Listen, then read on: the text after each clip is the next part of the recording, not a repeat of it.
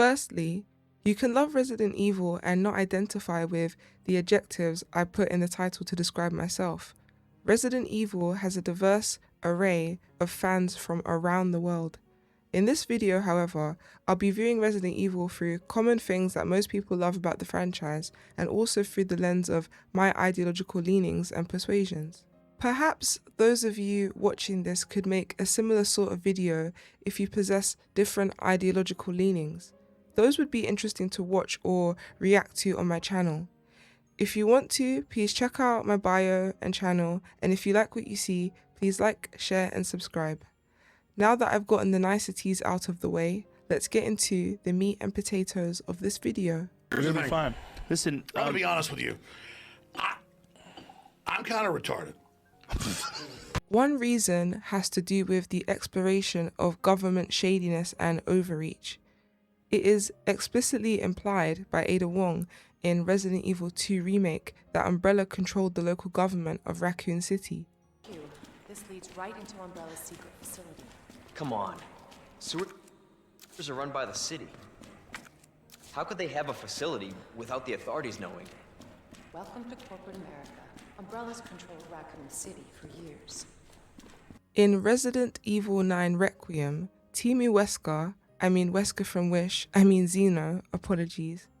Zeno spills the beans that the federal government tried to wipe Raccoon City off the map so that they could cover up their connections, pun intended, with the Umbrella Corporation. They couldn't let it be stolen, so they launched the missile strike to hide it. To hide a virus? Why do something so extreme? Extreme? Is it? When the president tried to investigate, they had him assassinated. And you are the key to retrieving Albus. I say all this to make the case that government overreach and shadiness is bad, and less government is a great solution. On the other hand, the federal government looking at bioweapons to get the upper hand in future conflicts could also be seen as somewhat conservative. What I love about this part of Resident Evil's lore is that when you're playing the games, you're usually focused on the big bad that's in front of you, and not the big bad that is pulling most, if not all, of the strings. Criticism of small and big government is there, but it's not shoved or preached in your face. You can decide how you feel about the government's alleged actions. I could go in more detail about this, but then we'd be here all day. On to the next reason.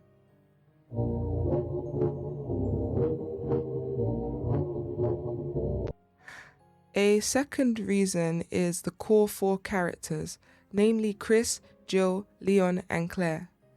In Resident Evil 5, at the very start of the game, if you wait a minute or two, Chris Redfield will say something to Sheva. Wouldn't you rather be back in America than a place like this? Not necessarily. Some people might think America has its own dark side. That doesn't sound very patriotic. I'm just a realist. It's a capitalist society. Not everyone is cut out for that kind of constant pressure. Sure, there are opportunities to be had, but at what price? You gain, someone else loses. You don't sound like any American I've ever met. That's the great thing about us Americans. We're all different. Such great lines. I think his lines are perfectly patriotic and imply the freedoms of religion and political persuasions that some countries hold and others lack. Chris comes across as a part libertarian, part conservative guy to me. I love how consistently he is portrayed throughout the series and how ridding the world of bioorganic weapons and their makers has driven him this long. He has a strong sense to conserve the safety of the world and not let governments and corporations liberally use science to decimate populations needlessly. Jill Valentine is a feminine icon in the gaming scene. You can be assured that whatever mission or job she's been assigned to, she was hired not because of her gender, but because of her immense talent, work ethic, and loyalty. I believe in meritocracy, and Jill represents the best of Resident Evil female characters, if not top 3 at least. Sometimes I feel as though Wesker robbed Jill of having a traditional life and settling down because she was under his control during the prime years for child rearing, and the trauma she has lived with since being freed would make no one in her position want to have children, realistically. Leon Scott Kennedy is another great masculine male role model. He doesn't give up easy, he seems patriotic and wants what's best for his country, the US of A. Even though he's saved by a woman, Adawong, numerous times throughout his life, which some people, like Charles or anti-wokes, understandably might see as woke or unmanly, I still think those times are good because it shows he's not a perfect character or a Mary Sue. Men and women will always need each other, no matter what. I hope everyone of all logical, political, or ideological persuasions can understand where I'm coming from regarding Leon. Claire Redfield is another great lady hero in her own right. The loving and wholesome relationship she has with her brother was great to see in Code Veronica, and I can't wait to see it portrayed in the remake. Again, those strong family values being present in Resident Evil 2, Code Veronica, Revelations 2, etc. are just great to see in Biohazard games. They motivate me to want to start a family one day. Well, RE Games and Pragmata, which I will be purchasing the next time it's on sale, most likely. A third reason has to do with the side characters, especially Barry Burton. In Resident Evil 2 OG and the remake too possibly, when you visit the STARS office, you can head to Barry's desk.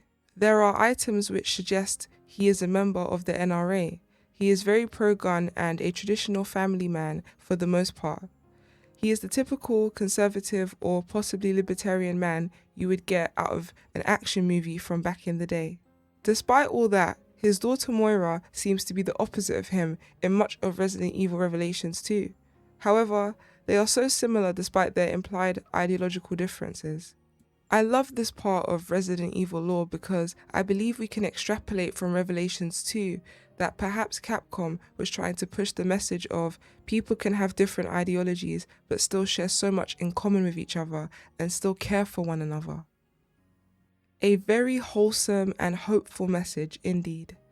I could go on and on about other reasons which I may do in a part 2 if enough of you lot request it. You thought you ate that?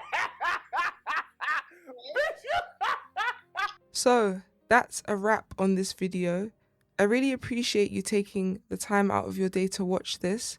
I hope you gained a new perspective on Resident Evil from a fellow Resident Evil enjoyer, even if you disagree with me politically or ideologically. I want to keep making content like this to bring people together whilst respecting our differences through shared interests like Resident Evil and gaming in general. Please leave negative and positive feedback in the comment section. I have a Ko-fi page if anyone feels inclined to donate. Is it pronounced like coffee or Ko-fi? I also have a Patreon that you can join. I'm not sure what extra content to provide over there yet. Leave suggestions in the comments, please. Are you not ashamed of yourself? Are you not embarrassed? This is really embarrassing. Please like, hype, share, comment, and subscribe. Have a blessed day, evening, or night. God bless you, and goodbye.